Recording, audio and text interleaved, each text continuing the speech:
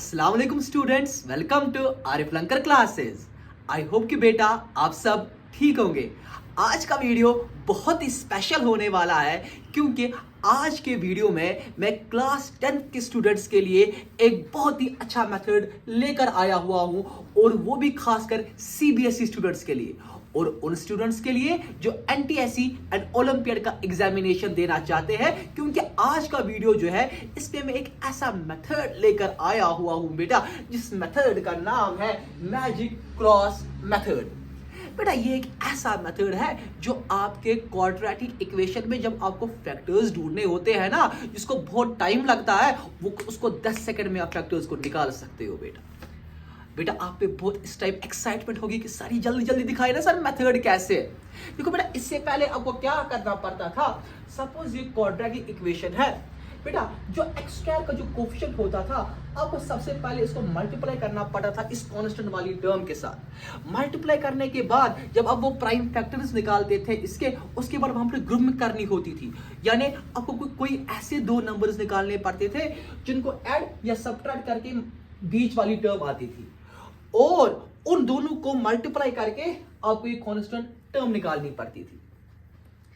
लेकिन बेटा आरिफ लंकर का फिर रोल है क्या? आरिफ लंकर आज के वीडियो में मैजिक क्रॉस मेथड लेकर आया हुआ है।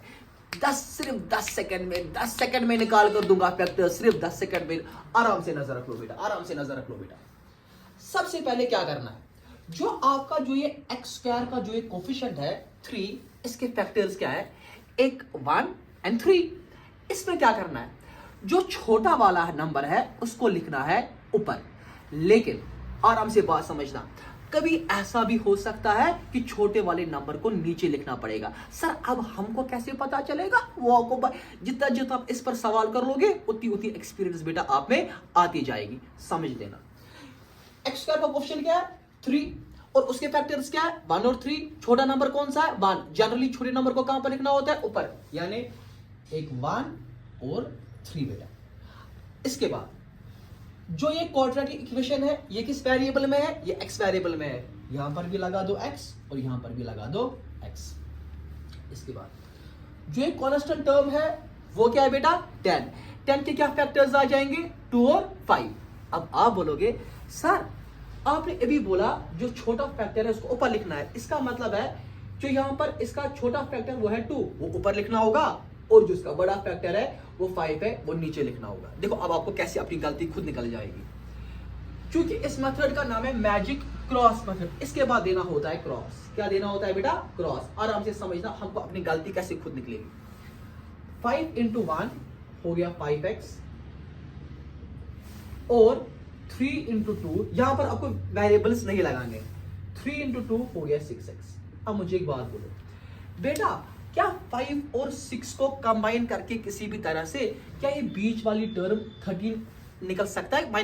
और उसकी साइड भी देखनी है, क्या -30 निकल सकता है किसी तरीके से? नहीं, क्योंकि 5 + 6 कितना हो गया 11x। या कोई ऐसे बोलेगा -5x + 6x, वो कितना हो गया? वो +x ही हो गया। कोई ऐसे बोलेगा 6x - 5x या -5x या +5x - 6x, वो तो -6 हो गया। यानी उससे हमको ये -30 किसी भी तरीके से बेटा नहीं निकल रहा है। अब क्या कर लेंगे सर? आराम से समझ लेना, आराम से समझ लेना।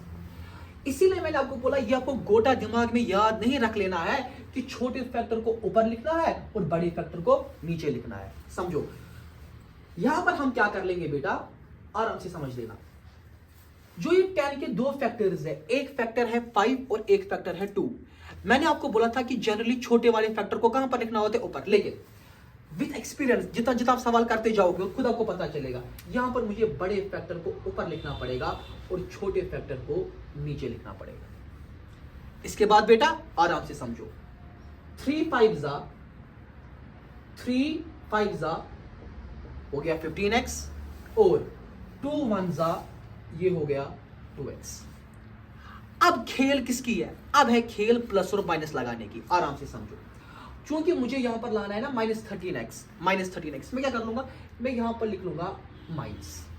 क्या लिख लूंगा बेटा? आराम से समझना, मैंने यहां पर लिख लिया माइनस, और चूंकि मुझे -13x लाना है मैं यहां पर लिख लूंगा प्लस। सर कैसे? कंफ्यूज हो गई? समझो बेटा, वन, आराम से समझना, यहां पर साइन कौन सी है बेटा, माइनस है, तो हम यहां पर लगा देंगे माइनस साइन। यहां पर साइन कौन सी वाली है, प्लस साइन, हम यहां पर लगा देंगे प्लस साइन। अब देखो बेटा बात, -15x प्लस 2x क्या वो नहीं हो गया -13x। दूसरी वाली बात, इन दोनों को मल्टीप्लाई करके 15 इंटू 2 क्या वो नहीं हो गया 30, क्योंकि मुझे नहीं लाना था, 3 10 30। दूसरी बात, साइन यहां पर क्या है माइनस, और माइनस के वक्त जब हमने इनको मल्टीप्लाई किया, माइनस प्लस कितना हो गया, माइनस तो नहीं हो गया -30। और इसके बाद फैक्टर्स क्या निकल गए सर, सीधे एक निकल गया x - 5 और दूसरा वाला निकल गया 3x + 2। खत्म। ना तो बेटा इसमें कोई प्राइम फैक्टर्स ही निकालने थे, ना तो बेटा कोई रिग्रुपिंग करनी थी, ना तो अपना टाइम ही जाया करना था। सिंपली आपको क्या है, अपने फैक्टर्स आपको बेटा निकल गए। तो कितना इजी मेथड था, यही तो मेथड आरिफ लंकर चाहता है ना कि आप तक पहुंच जाए, सो दैट कि एनटीएससी ओलंपियाड जैसे एग्जामिनेशंस है और सीबीएसई स्टूडेंट्स के लिए वो आप जल्दी से जल्दी कर पाओ और अपनी लाइफ के अंदर एक कामयाबी हासिल कर लो बेटा। सपोज एक सवाल था, अब हम दूसरा सवाल देख लेंगे। 15x² - 41x + 40, और आपको मैं एक होमवर्क प्रॉब्लम भी फिर दूंगा, समझो बेटा। सबसे पहले 15 के फैक्टर्स वो क्या आ जाएंगे, एक आ जाएगा 3 और आ जाएगा 5। जो छोटा वाला फैक्टर है उसको मैंने ऊपर लिख लिया, जो बड़ा वाला फैक्टर है उसको मैंने नीचे लिख लिया। अब 14 में क्या आ जाएगा, 2 और 7। अगर मैं 2 को ऊपर लिख लूंगा, पहले मैं जानबूझकर गलत भी दिखा रहा हूं आपको, समझो बेटा, सो दैट कि आपको याद करनी पड़ेगी चीजें कि आप कंफ्यूज हो जाओ उन सारी चीजों से। दे दो क्रॉस मल्टीप्लाई, 3 7 21x, 5 2 10। क्या आपको लग रहा है किसी भी तरीके से 21x और 10x को कंबाइन करके आपको बीच वाली टर्म निकलेगी -41? नहीं निकलेगी। इसलिए मैंने बोला ये गोटा मत याद रख लो कि छोटी वाली टर्म को ऊपर और बड़ी वाली टर्म को नीचे। समझो बेटा, आराम से समझो। अब इसमें हम क्या कर लेंगे, हम लिख लेंगे 14 का जो बड़ा फैक्टर है वो ऊपर लिख लेंगे और छोटा वाला फैक्टर जो है वहां नीचे लिख लेंगे। इसके बाद ये दो क्रॉस मल्टीप्लाई। देखो बेटा आराम से समझ लेना बेटा मेरी बात। 5 7 सा कितना हो गया 35 और 2 3 सा कितना हो गया 6x। क्योंकि मुझे बीच में मुझे -41 चाहिए, हम क्या कर लेंगे, हम लेंगे माइनस, हम लेंगे यहां पर भी हम लेंगे माइनस, लेकिन यहां पर भी इस टाइम हम माइनस लेंगे। क्यों, इसलिए माइनस लेना है क्योंकि जब ये माइनस है तो यहां पर माइनस आ जाएगा, जब ये माइनस है यहां पर, क्योंकि मुझे इन दोनों को जब मैं प्रोडक्ट कर लूंगा, क्या कर लूंगा प्रोडक्ट, तो उसमें आएगा 35 × 6, वो होगा बराबर किसके प्रोडक्ट को, 15 × 14 की प्रोडक्ट को। और साथ मुझे दिमाग में क्या रख लेना है, यहां पर प्लस साइन है, ताकि माइनस माइनस कितना हो गया बेटा, प्लस हो गया। माइनस माइनस कितना हो गया बेटा, प्लस हो गया। तो ये सीधे बन गए फैक्टर्स 3x - 7 5x - 2 बेटा कितना इजी है बेटा। यही तो मेथड आरिफ लंकर आपके पास लेकर आया हुआ है, जिससे खासकर फायदा पहुंच सकता है क्लास 10th के सीबीएसई स्टूडेंट्स के लिए।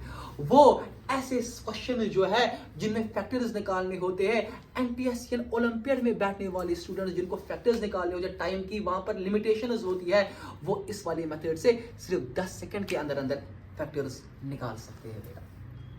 तो आई होप कि बेटा आपको ये वाला मेथड बहुत ही अच्छा लगा हुआ होगा और अब आप कंटिन्यूसली इस पर प्रैक्टिस कर लो। ये आपके लिए एक होमवर्क प्रॉब्लम है,